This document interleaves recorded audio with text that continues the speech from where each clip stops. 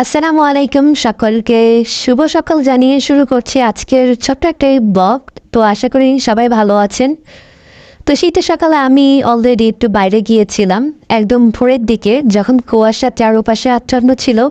তো মনে করলাম যে প্রাকৃতিক এত সুন্দর একটা দৃশ্য যেটা আপনাদের মাঝে শেয়ার করতে মনে চাইলো, তাই সরাসরি চলে আসলাম শেয়ার করতে।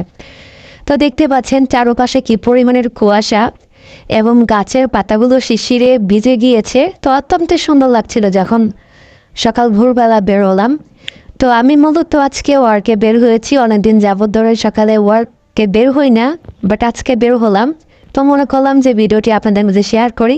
তো এখন দেখতে পাচ্ছেন কি পরিমাণে ঘন কুয়াশা, আমি তো দেখতেই পাচ্ছিলাম না সামনে, এবং ফোনের ক্যামেরার পিছনে শুধু বারে বারে কুয়াশা একদম লেগে যাচ্ছিল, মানে যে শিশিরগুলা।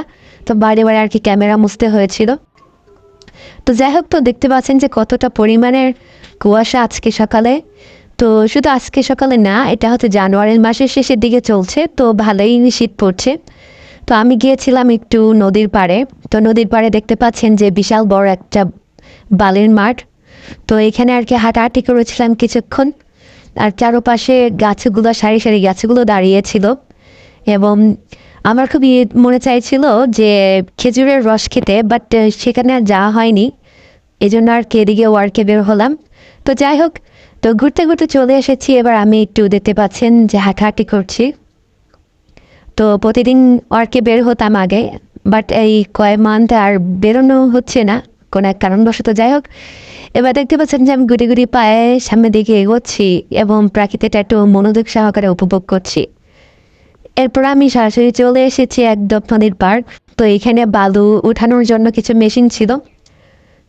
তো অনেক ভালো লাগছিল সকালে, আর ঠান্ডাটাও বেশ পড়েছে। তো এখানে দেখলাম যে একটা গাছে প্রাণী, প্রাণী বলতে যে কি পোকা বলে সেটা, এবং ঘুরে ঘুরে দেখছিলাম যে আসলে প্রাকৃতি অনেক সুন্দর। প্রাকৃতির মতো উপভোগ করলে আসলেই মনে অনেক শান্তি মেলে, কারণ আল্লাহ তাআলা এসব নিয়ামত হিসাবে মানুষের জন্য সৃষ্টি করেছেন।